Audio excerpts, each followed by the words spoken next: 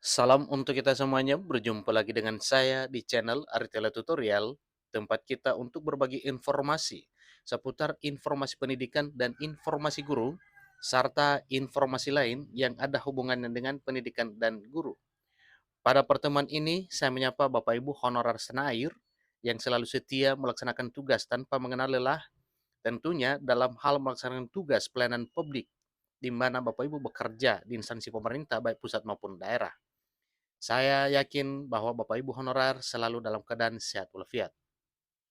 Pada pertemuan ini ada satu informasi penting yang perlu saya sharekan kepada seluruh Bapak Ibu honorer non-ASN, yang mana pada tahun 2023 tahun ini sedang heboh informasi terkait dengan pengangkatan honorer menjadi aparatur sipil negara di tahun 2023 tahun ini. Nah, Bapak Ibu, terkait dengan informasi yang sudah banyak beredar terkait dengan pengangkatan honorer ini, ada info terkini yaitu tentang syarat utama bagi 4 golongan honorer berikut untuk diangkat jadi aparatur sipil negara di tahun 2023. Nah, Bapak Ibu, bagaimana informasinya terkait dengan hal ini? Simak video ini sampai selesai, jangan ketinggalan informasi.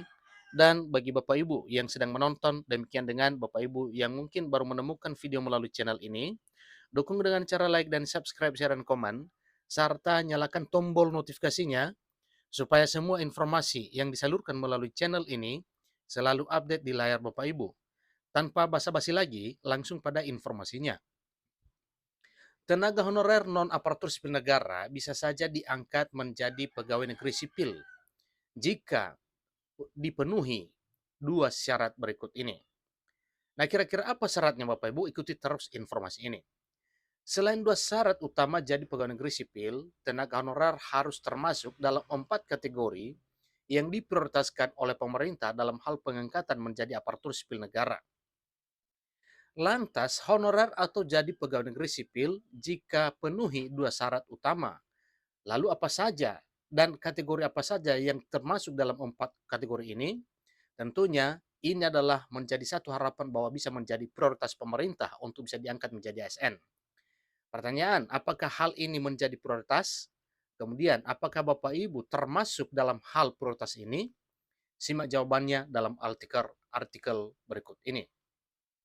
Rupanya terdapat informasi pengangkatan honorer menjadi aparatur sipil negara bukan hanya terjadi di tahun ini, di mana ada wacana honorer akan diangkat menjadi aparatur sipil negara dengan status kepegawaian pegawai pemerintah dengan perjanjian kerja atau P3K.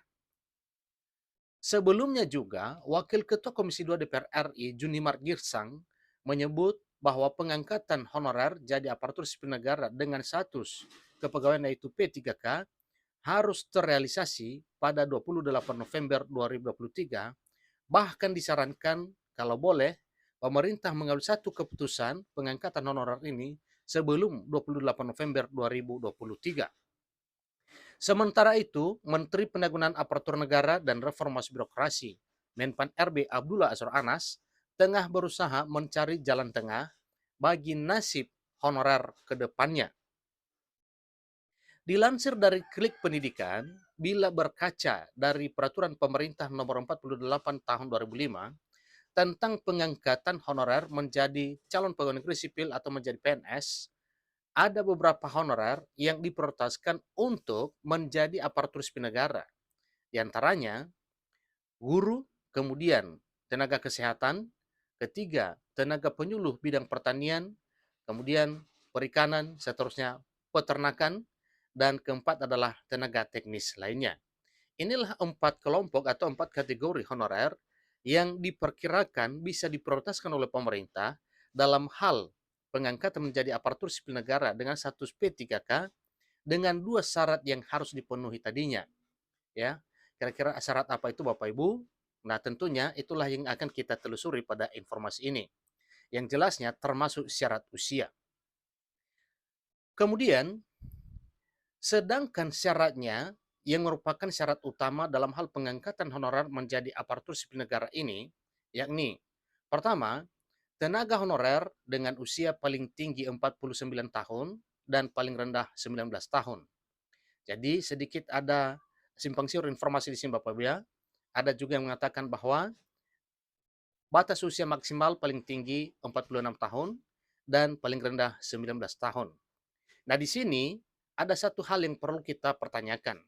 Karena dalam database BKN, sesuai dengan syarat pendaftaran para honorer melalui database BKN, maka yang di bawah usia 20 tahun itu tidak bakal diprioritaskan dalam hal pengangkatan. Tetapi di sini disampaikan bahwa minimal berusia paling rendah 19 tahun. Nah, di sini bisa kita prediksi bahwa kalau rata-rata seseorang itu menyelesaikan studi di tingkat SLTA sederajat minimal 17 tahun atau 18 tahun, berarti kalau paling rendah 19 tahun berarti hitungan masa kerjanya baru 1 tahun sejak tamat SMA. Berarti seseorang yang sudah tamat SMA langsung bekerja, maka masa kerjanya kurang lebih 1 tahun, itu bisa diprioritaskan. Nah, tentunya hal ini yang mengambil kesimpulan adalah pemerintah. Yang kedua, honorer harus mempunyai masa kerja selama 1 tahun secara terus-menerus. Nah, kalau ini batas atau syarat masa kerjanya diperhitungkan 1 tahun secara terus-menerus, berarti yang usia 19 tahun bisa menjadi prioritas. Meskipun demikian, hingga saat ini pemerintah melalui kementerian dan Dewan Perwakilan Rakyat sedang berusaha untuk mencari opsi terbaik bagi honorer.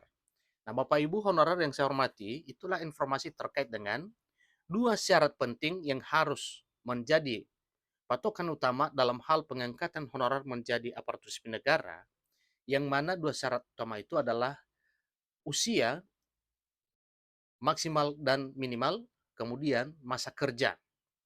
Nah, tentunya ini adalah suatu hal yang harus dipenuhi oleh seorang honorer untuk bisa diangkat menjadi aparatur sipil negara dengan status pegawai pemerintah dan perjanjian kerja atau P3K di tahun 2023 tahun ini. Sedikit ada tambahan informasi terkait dengan hal ini. Di pertengahan tahun ini juga, para honorer benar-benar bertanya-tanya kira-kira apa dan bagaimana keputusan pemerintah terkait dengan nasib honorer ini.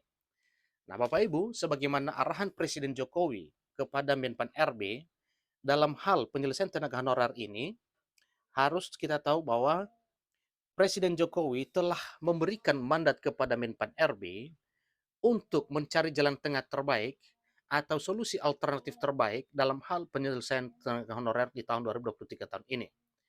Kemudian hal ini didukung penuh oleh para anggota DPR RI, terutama dari Komisi 2, Komisi 9, Komisi 10, dan komisi lainnya, benar-benar mendukung program pemerintah dalam hal penuntasan honorer tahun 2023 ini dengan cara pengangkatan para honorer menjadi ASN, baik P3K maupun CPNS.